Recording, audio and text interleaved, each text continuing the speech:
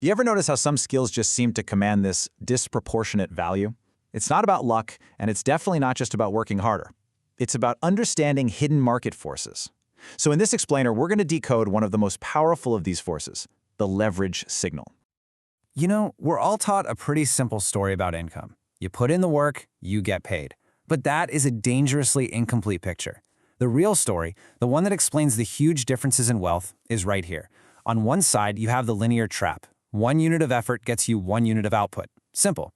But on the other side, you've got leverage. 1 unit of effort can generate thousands of units of output. See the difference? This isn't just about earning income, it's about engineering it. All right, so what's the core signal we really need to get our heads around? It's a really counterintuitive idea that I call the leverage deception. And this right here, this gets to the absolute heart of it. We're all conditioned to believe that a high income is the reward for more effort, more hours, more hustle. But the market doesn't actually reward your effort, it rewards your leverage. The highest earners, they don't just work harder, they understand the physics of the skill market, and they focus on multiplying their effort, not just adding to it. And this pattern, it's not just for one specific field. Not at all. It pops up everywhere, revealing the exact same invisible force at play. So let's take a look at how this battle between effort and scale shows up in a few different roles. Okay, just take a look at these 3 roles. The consultant, if they're just selling billable hours, they're capped by the clock. There are only so many hours in a day. But the consultant who builds a repeatable framework, well, that has uncapped potential. Same thing for the creator, moving from one-off freelance gigs to an owned digital product that sells while they sleep. And the technologist, instead of just fixing single bugs one by one, they build an automated system that prevents thousands of them from ever happening. In every single case, they've made the shift from linear work to leveraged work. So yeah, the titles are different, the skills are different, but the underlying dynamic, it's exactly the same. The whole game is about detaching your output from your direct input, creating value that keeps working for you long after that initial effort is spent. So what's the actual mechanism here? What's driving this pattern? Well, it's all about consciously engineering something called asymmetric upside. At its absolute core, leverage is just the ability to multiply your output way beyond the personal hours you invest. Maybe the best way to think about it is as a kind of conversion engine. It takes your very finite effort and transforms it into something with the potential for nearly infinite scale. And it's really important to get this. Leverage isn't just one thing. It takes a ton of different forms. You've got automation, right? Code and software. You have systems, repeatable processes. You have media, content that has infinite reach. Of course, there's capital, which is just money at work.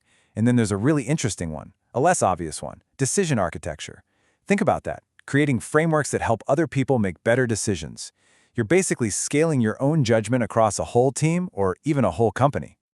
So when you start applying these different kinds of leverage, the result is, well, it's profound. You create this asymmetric upside, where just one tiny unit of work, one piece of code, one video, one well-designed system can go on to influence thousands of outcomes. That is nonlinear value creation. Okay. But what happens if you ignore this signal? What's the cost? Well, you risk falling into what we call the linear income trap. You know, the real danger here for smart, hardworking professionals isn't some spectacular failure. It's something much quieter. Competent stagnation. It's being good at your job, maybe even great at it, getting paid pretty well, but hitting an invisible ceiling because the very structure of your work prevents any real growth beyond a certain point. I mean, you might look at a number like this, right? $400,000 a year, and you'd probably see that as the definition of success. And look, by almost any conventional standard, it absolutely is, but there's a hidden cost. Because even a number like that can be a kind of golden cage. If every single one of those dollars is tied directly to your time, your income is still capped. The second you stop working, the money stops. This path, it offers security, for sure, but it trades away scalability and true freedom. And this right here is exactly why so many people get stuck in this trap. So many valuable, genuinely useful skills are, by their very nature, structurally hourly. It feels safe, right? Because there's always demand for another hour of your work. But that security comes at a huge cost, a permanent structural cap on what you can possibly earn. So the big question is, how do people who break out of this trap think? What's their edge?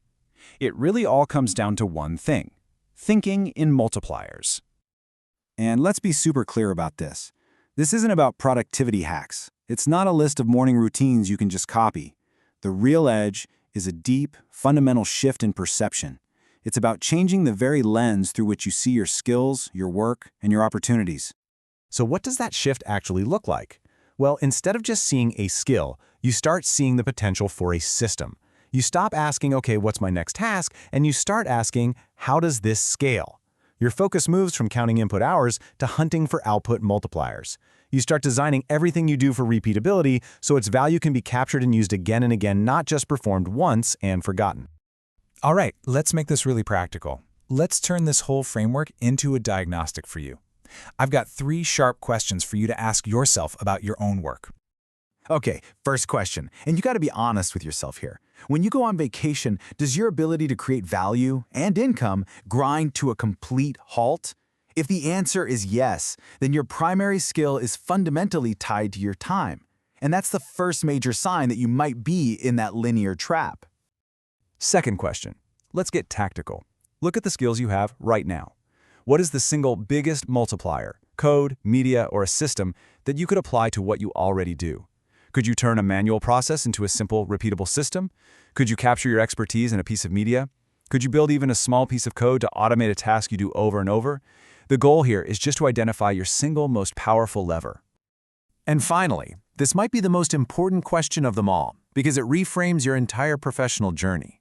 Are you spending your years building a career that's just a long series of transactions for your labor? Or are you consciously, deliberately building a system that takes your unique labor and leverages it into something with far greater scale, impact, and value? The answer to that question will define everything.